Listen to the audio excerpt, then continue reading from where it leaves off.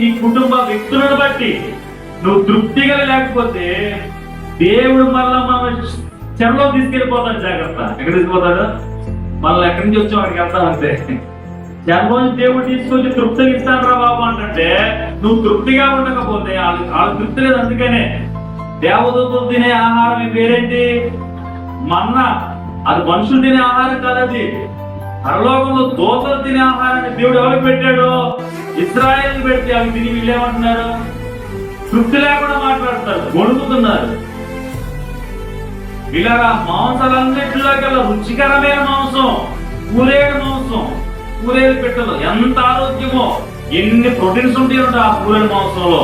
అంత బలమైన కొవ్వు కలిగిన పక్షులను ఒక తూర్పు గాలి పంపించి ఇశ్రాయేల్ 40 లక్షల మంది ఇళ్లలో పాడెంలో గుమ్మాల ముందు కుప్పలు పడిపోయినాయి అంటే తెల్లారేసరికి. ఇక చూసు పండగ కాల్చుకోవడం తింటాం. వండుకున్న పని లేదేక కాల్చుకుంటాం, బీక్కుంటాం, తింటమే. తింటానే ఉన్నారు.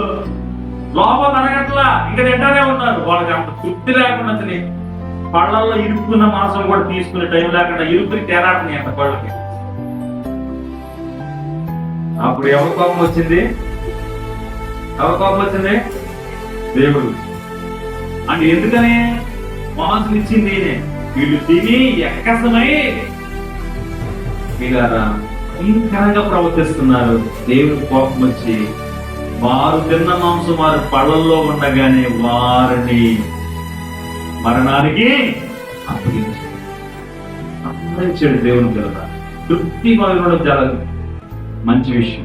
ఏమా అయ్యా వింటున్నారా? తృప్తి కలిగి ఉంది. తృప్తి లేకుండా ఎవరు ఉంటారు చెప్పండి? ఇప్పుడు తృప్తి లేని వారి గురించి కొన్ని మాట చెప్తా చూడండి. తీరా ఎవరు తృప్తిగా ఉండరో, ఎందుకు తృప్తిగా ఉండరో, ఎవరు తృప్తి